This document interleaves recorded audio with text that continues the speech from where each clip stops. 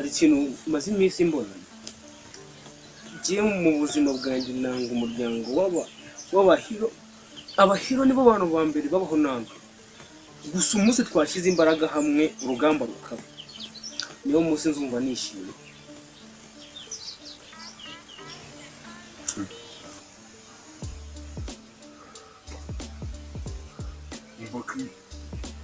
ubwo ntawe utangiye kwigira intwari ngo wiyemera ugagira ngo nawe nzaguhumba. Papa yaravuze ngo agiye kurwanya abahiro, urabizi bahise bamwita nta n'umwanya yamaze. Nubwo nawe urumva ushaka kujya kurwana, uzagenda urwana igihe kimwe uzamenya. Umva mwana Jimmy, papa niwe muntu nafataga nk'inkota cyane. Urumva rero sinamutenguha ngo mbikigwanya. Urabizi umuryango wacu wose warwanisha uburozi. Nzarwanisha uburozi bwose bansigiye, nintsindwa cyangwa nkatsinda. Umunsi nzaba natsinze nzaserebura ndi hariye nishima, ariko nindamuka ntsinzwe naye ndabizi nibyo hejuru cyane by'ubuzima bwanjye. Nta kintu ufite cyo kwicara ngo numve narabona umuryango w'abahiro uri hasi.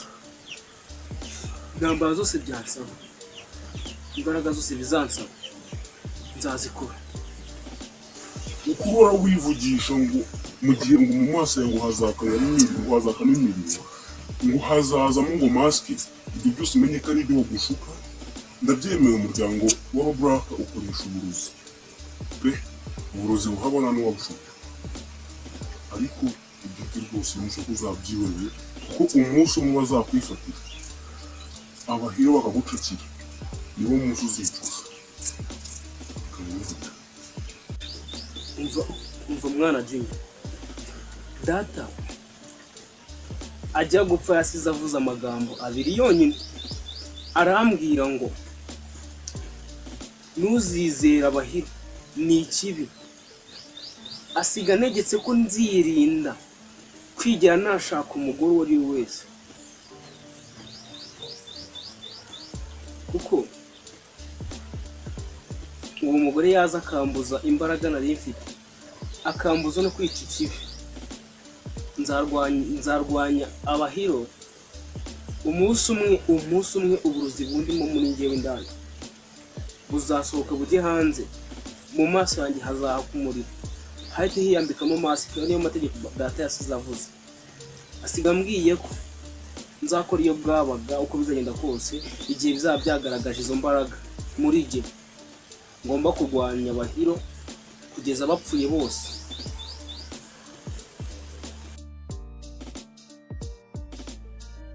Nyagasani Mana, turagushimiye ko ukomeje kuturinda, tukaba tugihumeka umwuka w'abazima. Mana Nyagasani, ibyo ngibyo bishimire.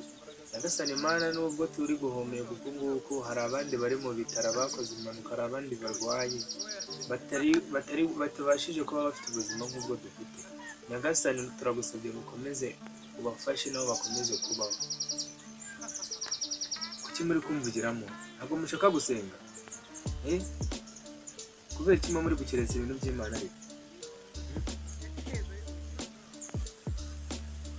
Mwese murabizi ko kuba tubaho umuryango w'ababuraka utabyishimiye, kandi murabizi neza ko mu gihe cyashize umuryango w'ababuraka ari twe twawumazeho, twarabarimbaguye turabarangiza.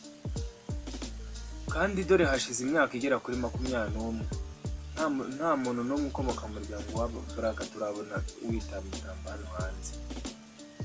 Twarabarimbaguye bose tubamaraho. None ubwo uri kumva haramutse hagize uwasigaye, kuba tubayeho atari hafi kuza kugira ngo aze yihorere, urumva kuba tubayeho umuryango w'ababuraka wabyishimira? Nawe mbwira, ariko si uriya muryango wiyemeje kugera ku gihe, umuryango wiyemeje gukoresha imbaraga z'umwijima gusa natwe nibakomeza kutugenda tuzatangira gahunda y'intambara ihamye ku mugaragaro. Si kuri uriya muryango witandukanyije natwe kubera imbaraga z'umwijima, buriya kandi bo banabasha no kuguruka. Buriya wowe hari n'ikindi kintu utazi, uzi ko buriya abantu banaroga